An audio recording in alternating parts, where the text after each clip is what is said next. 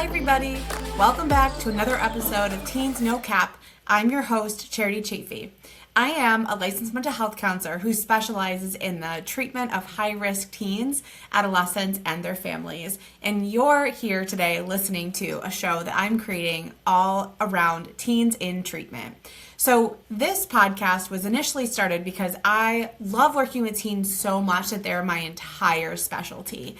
And so I have lots of training, lots of experience, years of really putting in the elbow grease and the time and getting the support and all the things that I've needed to build my practice.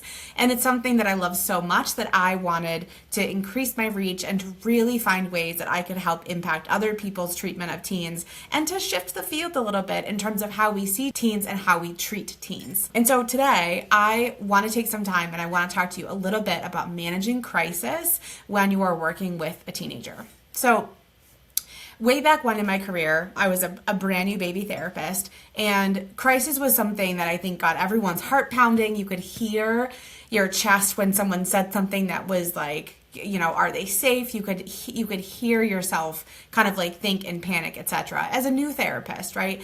And I think that when I was in grad school, they did talk a lot about, you know, how do you support a client in crisis and how do you do this stuff. But the theory is different than the application of the practice. And I think that's what you get a lot from supervision. That's what you get from having kind of a really healthy ecosystem in terms of how we're supporting our therapists and learning and growing. So when I talk about working with teens, I say a lot that I think if you are working with teens that you should be trained in teens. And I don't think we do enough good work around how to support people who work with teenagers and really be able to hone in on what that training should be like. And in the last year or two, I've definitely seen a lot more people put out some really great treatments and some really great trainings on how to work with teenagers and how to work with families in crisis through self-harm, through suicidality, etc. And so I wanted to come and talk a little bit today about how I work through crisis with clients, the different types of crises, what a crisis even is, and really give you some tips and tricks and tools to understand crisis in the moment when you are working with a teen who is in crisis. So the first thing I want to talk about is a little bit around why crisis matters, right? When I'm talking about being trained in teens, what is that actually? Why? Why do we need to be trained in this? And the thing I say is that not every teen is going to be high risk, but every teen has the capacity to be high risk. And so if you are working with a teenager, a lot of people think, oh, they're just little adults. It'll be fine. I can manage this, right? But they're in a very different developmental phase of life with different strengths and skills and different things they're working on, different scaffolding that they need. And so if we're only looking at them as like little adults, we're already doing them a disservice. Teens in crisis are not adults in crisis. They have different parameters they need, different things that are helpful, different strengths and skill sets we need to play off of, and they have the family support system, which sometimes adult clients don't have. So main talking points for today. Most teens in crisis are misunderstood. It's labeled based on the framework that we as an adult might have for how we're observing or experiencing their crisis, but oftentimes there's a misunderstanding that's there. A crisis is not attention-seeking behavior, it's a nervous system overwhelm. Oftentimes when you have a kid who's experiencing high-risk behaviors or engaging in high-risk behaviors, there is this like kind of backhanded comment about like, oh, well, they're just attention-seeking. But behavior is communication at the core. And so it's not a negative thing to be able to be trying to communicate what you're thinking and how you're feeling and what you might need. But we have decided as a society that is attention seeking and that it is a bad thing. And that is just untrue. We're also going to talk a little bit about what adults can do earlier in the treatment process that can change outcomes dramatically. And we're going to talk a little bit about how you can stay regulated as the therapist when you're working with crisis and how we're going to help support parents in learning that skill as well. Because if an adult is dysregulated, there's no way they're going to be able to regulate a kid. So we have to be the calm in the storm. So today we're talking about what teen crisis actually is, what makes it worse, and then what truly helps when you are in that moment. And I hope that this is something that's helpful, that we can talk more about. I'm on a lot of different social media channels. There will be clips about this as we go. And I love your thoughts and feedback about how you work with teens in crisis. And if there's something you do that's a little bit different, I'd love to hear that as well. But without further ado, we're going to jump right in. So oftentimes when you think about, a teen in crisis, people will go right towards, oh, they're unsafe. It's suicidality, right? But teens in crisis can actually look very different depending on what's happening for them and how they're kind of like collapsing around or experiencing that crisis.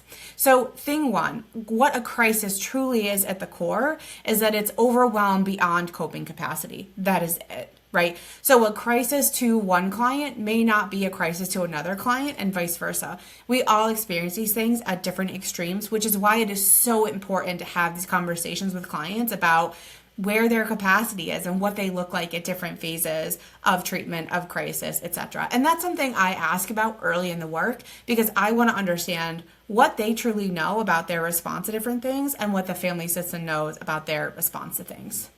So teens are also developmentally very sensitive to a crisis happening because they don't always have the framework or the skills to work through it. So the thing that I say about this is oftentimes parents are like, they should just know, they should be able to tell me, they should be able to, right? And when we think about teens working through crisis and managing like sometimes big emotions, we forget about the fact that when we're talking about a little tiny baby who's learning to walk or crawl, there's sometimes hundreds of steps before that happens where they are now walking without support, walking confidently, right? It takes a really long time and lots of repetition to get to the point where they're walking consistently and they're good. And the same thing is happening with crisis, but now they're processing that at a very high level because they're much more aware of all of these different pressures that are happening, right? So it's really our job to offer some calm and some support in that and to not do it for them because we can't do it for them, but we can help give them skills to understand, manage it, and move through it in a way where they're more excited about it, that they feel confident in their skills.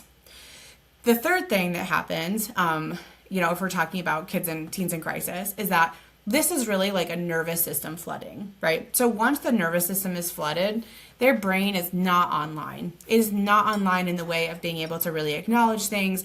They're in a separate space. And we need to get back to like really like the primitive brain and to just be able to regulate their situation a little bit more so that we can get the frontal brain back online, right? So teens don't like create crisis out of nowhere. They often are happening for different reasons, and we need to get them into a space where they can talk about that before we can problem solve, right? A lot of people jump right into problem solving. They want to fix it. They want to do it. Unfortunately, if their brain is offline, it doesn't matter what you offer. It's all going to be a no, or it's not going to make sense, or it could make them more escalated because we're missing that initial, we need to get back to baseline conversation. So crisis behaviors are also communication. And a lot of people will say it's attention seeking, like I said earlier. They'll say they're doing this on purpose. This is like revengeful. There's all these kind of words associated with a teen in crisis that just aren't true most of the time. Sure, are there teens that are really smart, that are really intelligent, that sometimes like might draft those? Yes, but they're a very small portion of the people that are experiencing crisis. And so I don't think we can dismiss everything that's happening. And then even if we have a teenager who might be creating a crisis, there's also behavior behind that. There's emotion behind that. There's need behind that. And again, not a bad thing to be able to understand where that's coming from. And they're trying to communicate in the way that they know how. So last piece of just kind of talking about what crisis in teens really is that there are a few different types of crisis, but the way that I like to break it down is there is kind of chronic versus acute crisis. So chronic crisis is like the people who are kind of routinely in and out of different spaces. They have a really hard time regulating. Everything is a crisis. It's really hard for them to have any sort of capacity for managing the highs and lows of what life typically is. Your acute crisis is something that, they're triggered and it hits the fan really fast, and maybe they can manage at other points, but they can't in this moment. And those types of crisis are caused by different things, which is what we're going to get into next. So there's three types of kind of general crisis that I try to teach parents about, that I try to teach other practitioners about, and they're broken down like this into three buckets. So your first one is the internal collapse. So that is when you have someone who is suicidal, they might be self-harming, they might be super shut down because all of their structure inside, all the things that they've been working on are kind of just dissolving. They're I don't know what to do. I should just end it. I need to punish myself. I have to shut down. There's just too much going on. So that is the internal collapse.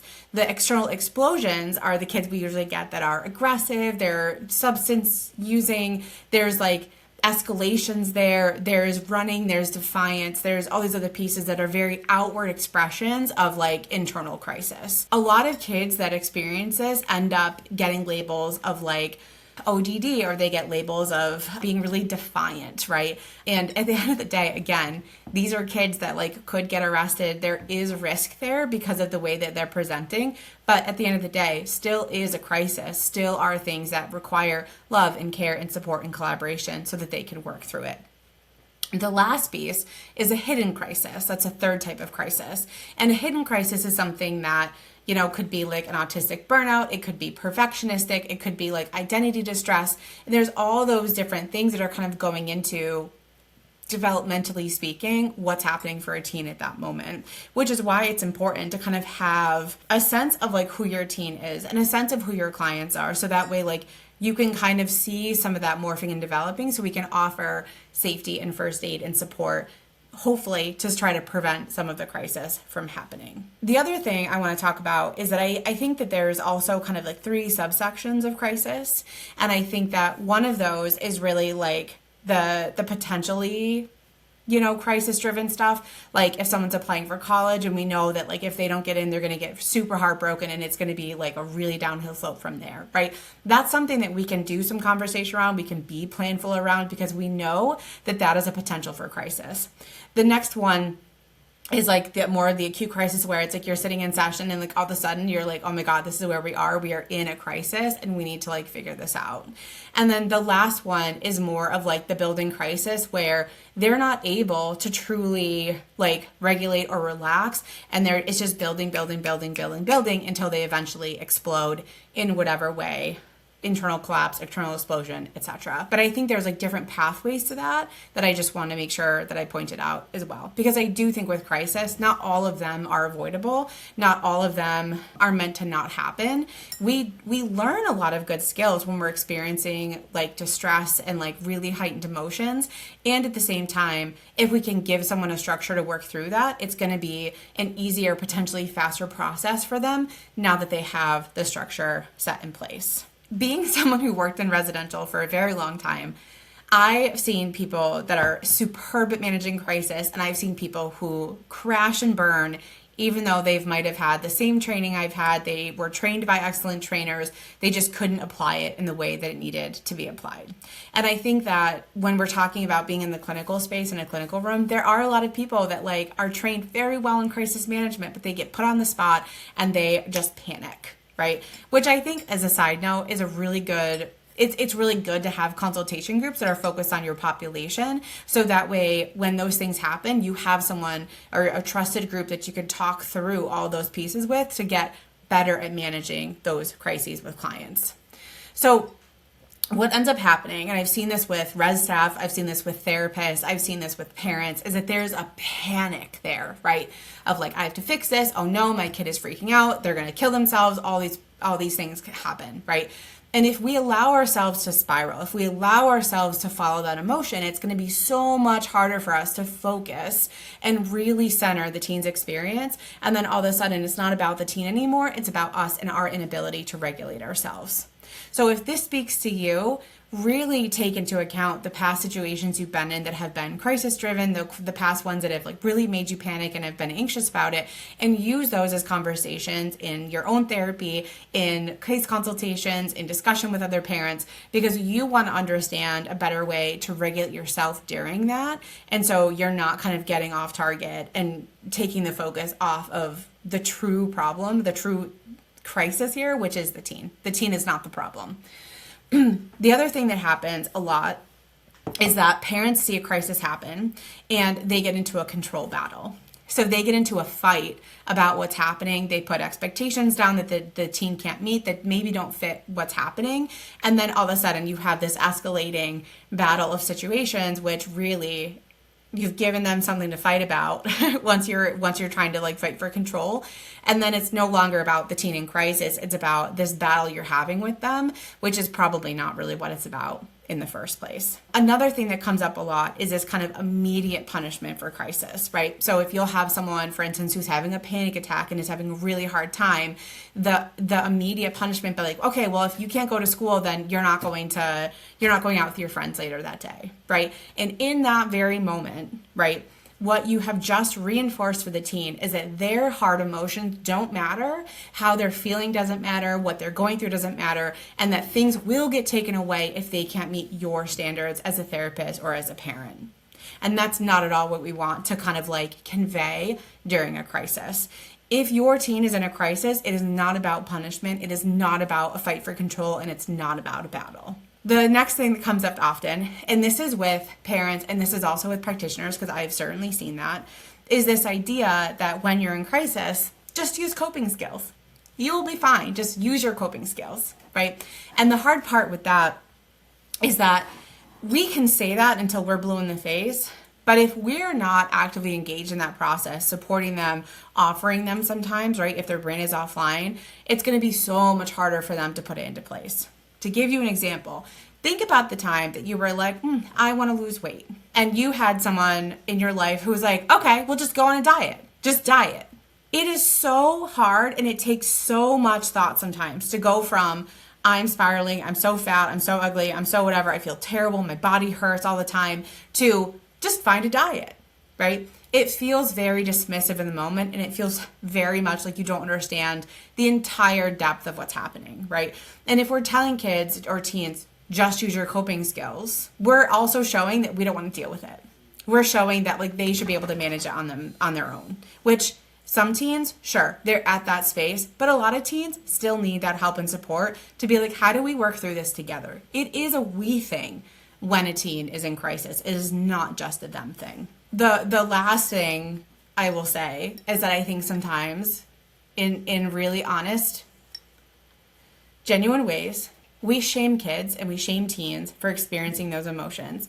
You shouldn't feel like this. This should be fun for you. There's so much shame that kind of comes through daily conversation that I think sometimes parents and providers aren't even aware of, right? And so I think in order to really work with crisis in teenagers, you have to be able to understand your own bias and how you kind of like experience teens in crisis. You have to be able to understand your own shame response with it, right? Like, are you a person that's going to be like, knock it off, you're fine? That can increase the level of shame inside someone's system that we just don't want to do. So for us to be able to like really respond appropriately, we need to be able to understand how someone is currently interacting with crisis and how they're supporting it. And we need to be able to be regulated humans, because if adults are afraid, adults are going to escalate, which is actually just going to make the situation worse. And instead, we need to be the calm in the storm. We need to be really controlled, and we need to not be run by fear. The other thing that I'll say is that if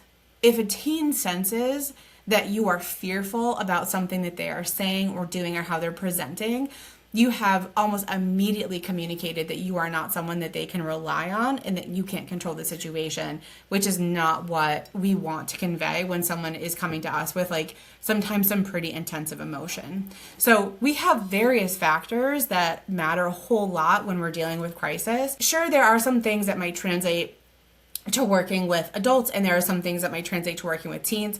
But I think when you're working with teens, you have to be prepared for the crisis, and these are building blocks that really fit with that. So if we're talking about all the things that don't work, shaming, punishment, control battles, telling them to go use their coping skills, we also need to be talking about things that do work.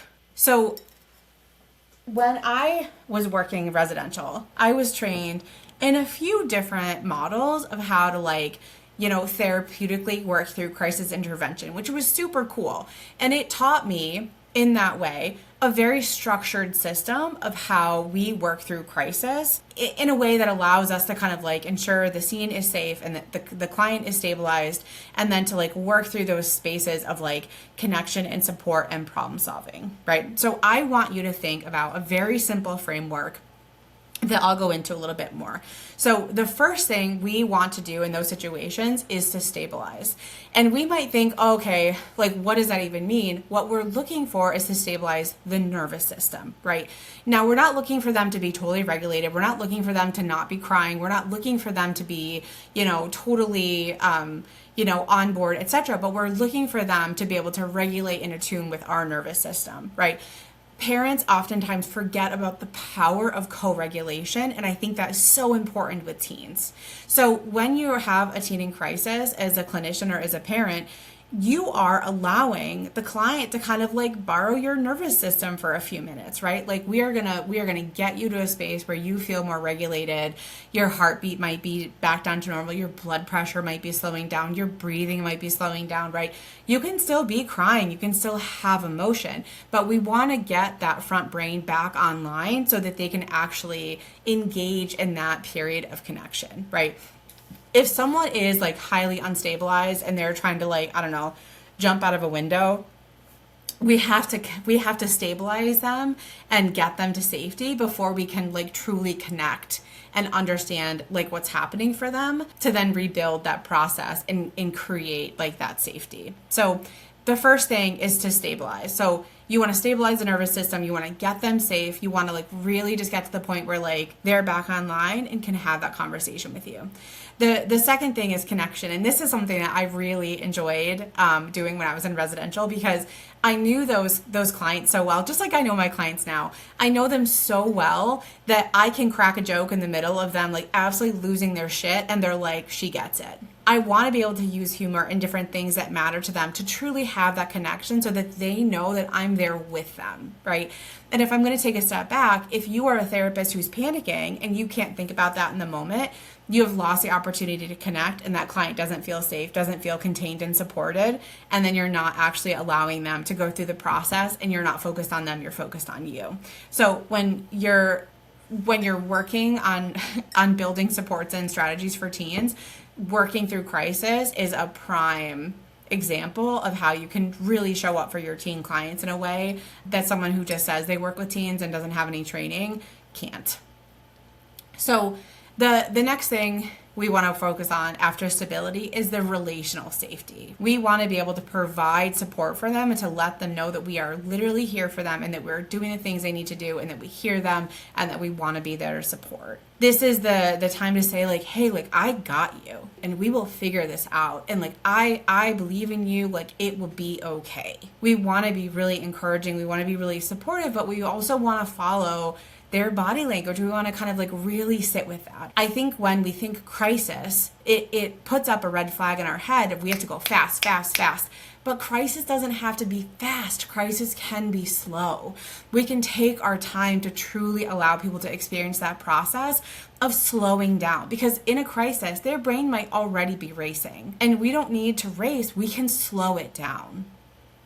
And you can be the leader of that as a clinician or as a therapist.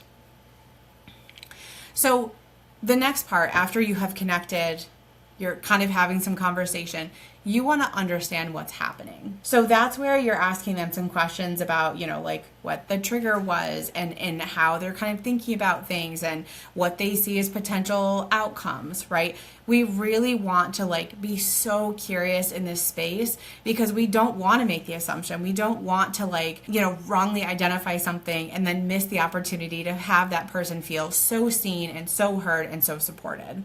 So we're looking just to understand truly what's happening for them, options, possibilities, things that they were thinking, feeling, wanting, etc. So that then we can work through the rebuilding and the problem solving process, right?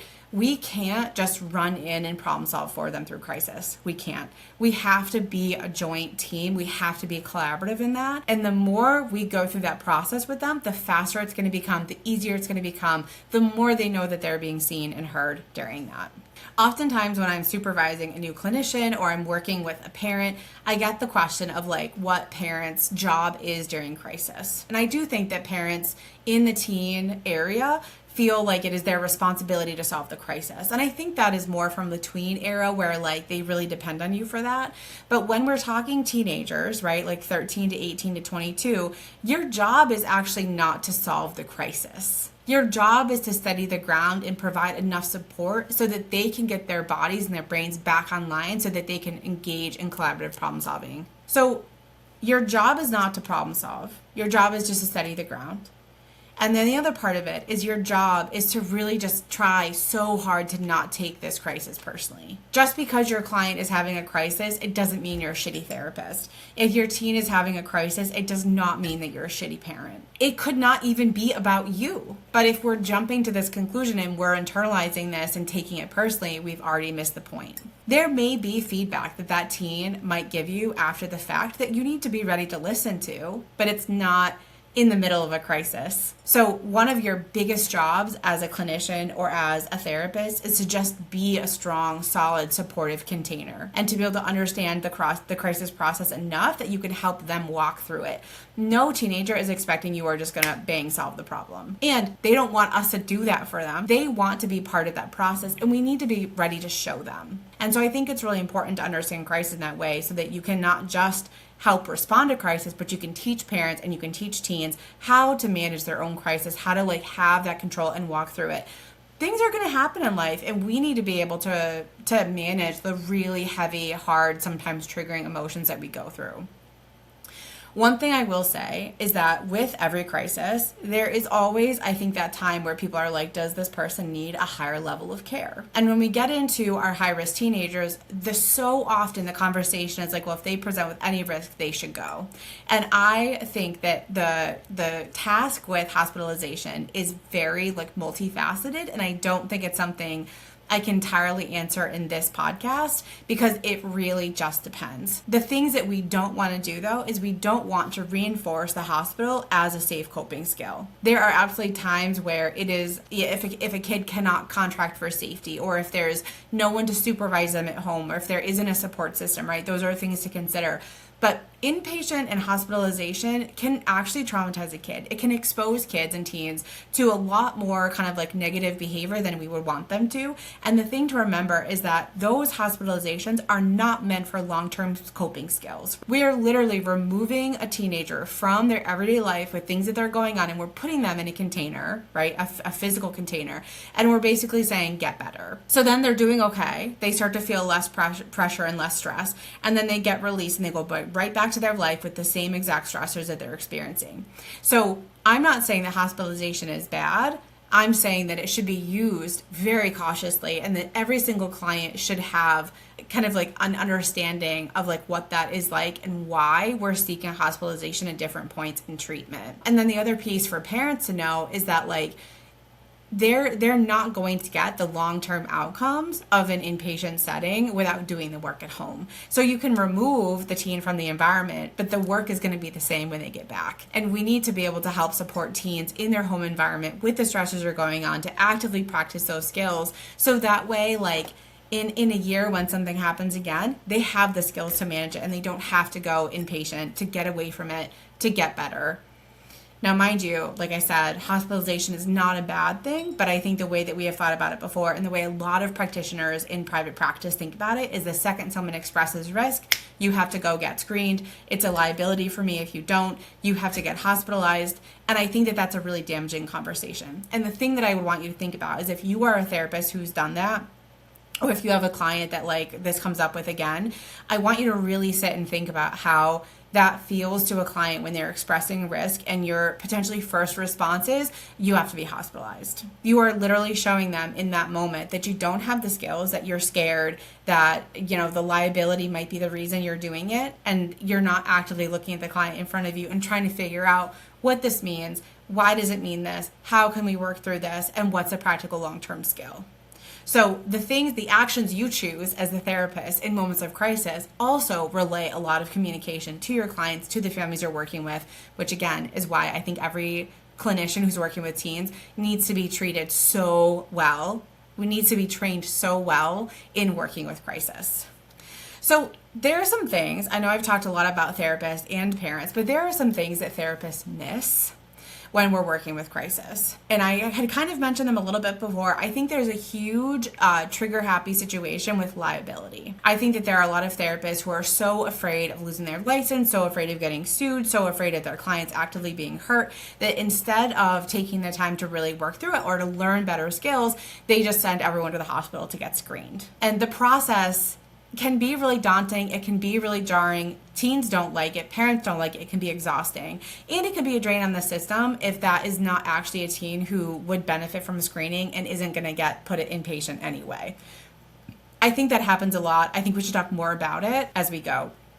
There's also a lot of anxiety in therapists because they don't want to make the wrong decision and they don't want anyone to end up getting hurt. But I think, again, just the way that we don't want parents to be driven by fear, we don't want clinicians to be driven by fear either. The more they're driven by fear, the more we're going to miss things, the more we're going to make the wrong decision, the more we're not going to be thinking about how do we support and contain this teenager in a space that actively can help them learn the skills they need to learn from a week from now, etc. I think there's also a trend of over-hospitalization. I know I've talked about this with some guests before. Like I talked to Katie Keats-May about this as well. And the hard part about it is that people have started to use hospitalization as like, just go here and be safe for a couple days. And that is what it is at the end of the day. Again, we're not getting long-term outcomes from short-term treatment, but there is this kind of revolving door for a lot of people on anytime I express risk, anytime I tell you I want to hurt myself, anytime I'm having a hard time, my emotions are too big for anyone to manage. And so I need to be locked up and I need to be safe and away from everybody else and in a space where people can deal with me. That is the message they're getting when you routinely are recommending hospitalization.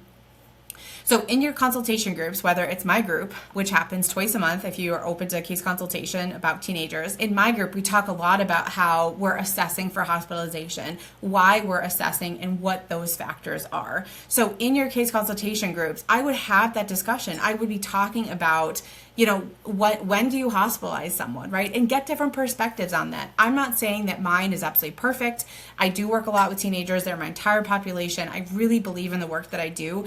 And at the same time, I'm not the one that's always sitting across from that kid and that family, and I don't always have the history. So talk about those situations in your case consultation groups. It's another part of why I am actively advocating for every single teen therapist to have an ecosystem of support. Without that, you could be making the wrong decision repeatedly and not really understand that there could be a better way to manage and support kids in crisis. The thing that I will say about kind of what therapists miss too is that crisis work is actually relational work. It's not just risk management. And if we can see the human in front of us that's experiencing that crisis and understand the spider web that is them, we are going to do a better job at helping them manage that risk versus just like managing it for them or freaking out and panicking and sending them to inpatient. So I want to kind of end. I know we talked a lot about crisis today. This has been a really kind of fun topic for me to talk about, but one thing that I would love to say is that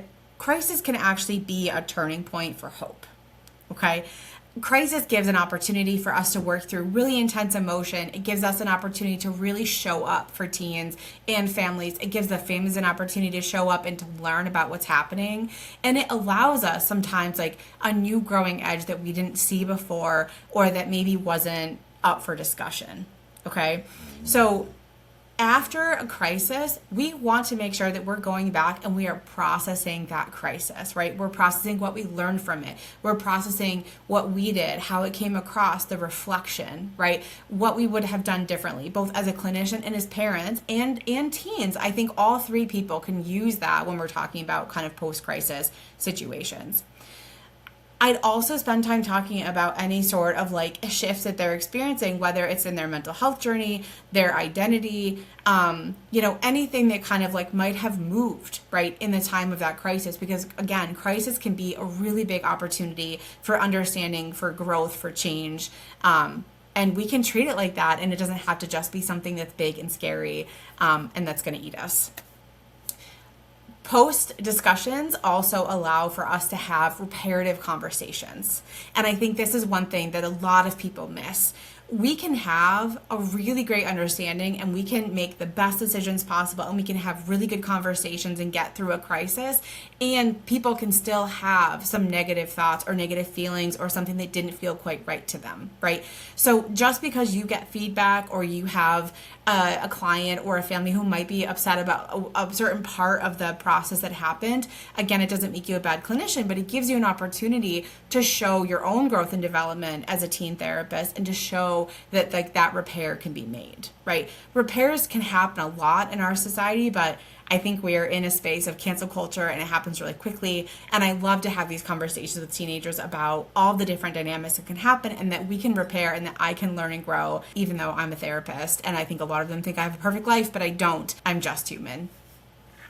So that was a lot talking about crisis today, and I hope that some of this was helpful for you. If you are a teen therapist, I would love to have you as part of my community. It is growing. I'm working on some really awesome, fun, big things for the future, and I would love to have you as part of it. Again, I think that if you are seeing teens, even if it's one teen on your caseload, I think you should also be trained in teen, because I do think that if we're not with it and on it and trained, that we can do a lot of harm without even knowing it. And again, teens are not just little adults. Teens are teenagers. I think that they're their own subspecialty. It is a hill I will die on, but I will keep talking about it. But I would love for you to join the community that we have on school and on Facebook. If you are a parent who's listening, I also host a brand new Facebook group that is focused on helping to support parents who are parenting high-risk teens. I will link that all below. And I would love for you to follow Teens Uncharted so you can get more of my content, more of my videos.